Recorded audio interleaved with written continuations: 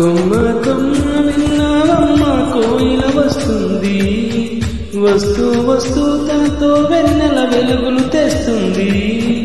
ఏమమ్మా మరుమల్లి తోరణాలు కడతావా, చిలుకమ్మ ఎదురేగి స్వాగతాలు చెబుతావా, పూల పొదరిల్లేరా రమ్మందని.